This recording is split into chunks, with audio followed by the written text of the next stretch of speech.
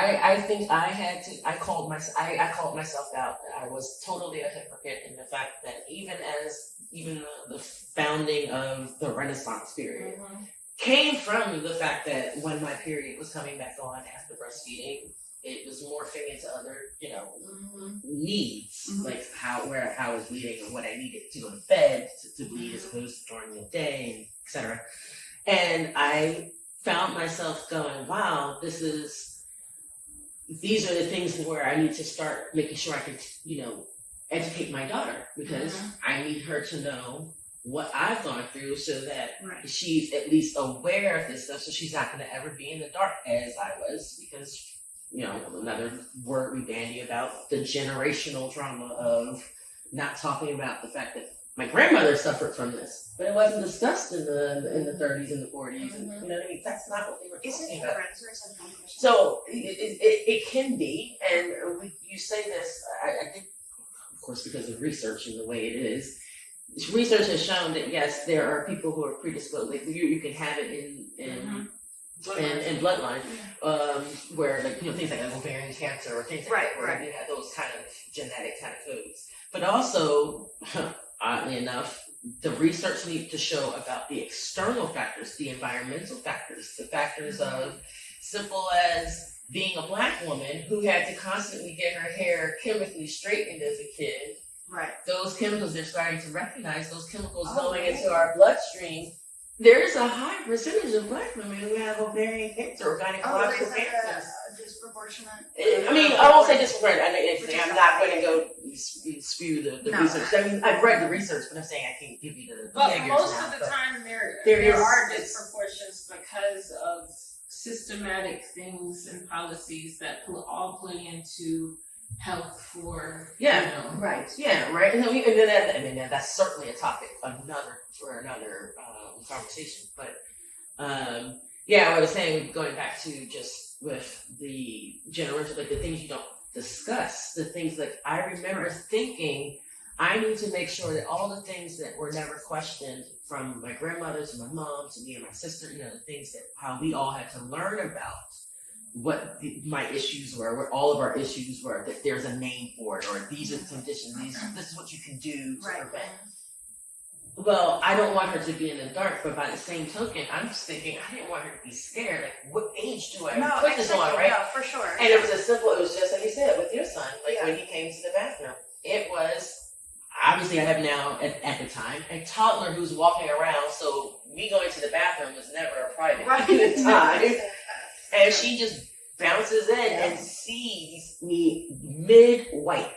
As I am wiping and putting it into the toilet, and she freaks out. Right. Because to her it was, Mama, you need a plaster. Right. You need boo-boo. That kind of thing. Yeah. I was like, no, this is a different kind of boo-boo. Yeah. Mommy gets this boo-boo every month. And that's how we started having that conversation. Yeah, right. So at the age of, 3. Yeah. They can start small. That's all they can handle, basically. It's nothing to worry about, even though it looks scary. So she has some baseline understanding. But now, obviously, since my hysterectomy, which next week is the anniversary, 1-year anniversary of my hysterectomy. Congrats. Almost. I call it my new birthday. But so she is seen in her memory, her formative years, of where I thought she's not going to remember this anyway. Right. So I was trying to shield her for a while, but then I was just like, no, let me just go ahead and let her continue. So she continued. Anytime I was on my period, she would always, when she was around, she'd come look, and I'm like, you know what? Yeah. We watched David Attenborough. Sure. I would let her be a part of the process of when I was changing my tampon or changing my my liner on my cup. Yeah. And girl, you use a cup. I do. Oh, we were talking about this. Yeah, we're all cup like a British teenager on YouTube. But I was like, she was like in third. But I no longer use a cup, obviously, because But no, what I'm saying is, I'm no longer in a period. I have tried it. I was given it once, and I don't like it. It takes some getting used to. But you're very up close and personal with your own blood, which is not for everyone. Yeah, Or is that not the part? Well, it is the part. because you get familiar. But for me, I've always had to, because I was the one who was digging out my blood clots when I knew I was due for a surgery. Every time I had to have an endo surgery, especially in the UK, it generally was that I would have to go and like dig out like a clot, just so that I could go and put it into a Ziploc bag to show them that this is the size of my clot now. Right. And they go, yeah, all right, let's start having this conversation.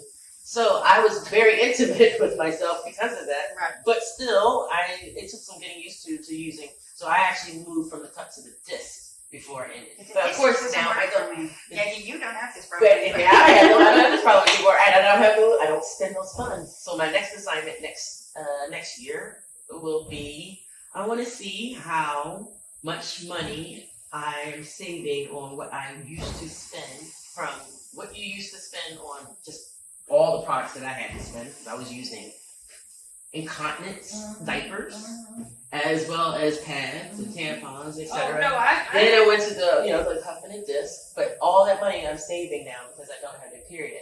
But now that's my point of circling back to my child. It's like I had to learn about all this stuff, and now I don't have the period anymore. So now I have this knowledge base of these things that I was learning, especially with the new innovations in menstrual products. Yeah. And that's why the Renaissance period has to exist. We have to share it, because someone had to teach me about the disc. I had nowhere. It wasn't like, yes, there are YouTube videos and such, but everyone is different. No, my uterus might slope, so the disc might not fit, Right. or the cup might, or there are societies where girls are not even allowed to use tampons because they can't be using anything that comes so close to their hymen. Yeah. It is a religious thing. It's a cultural thing. So now my daughter, who, yes, I did try to shield her, then let her watch what was going on.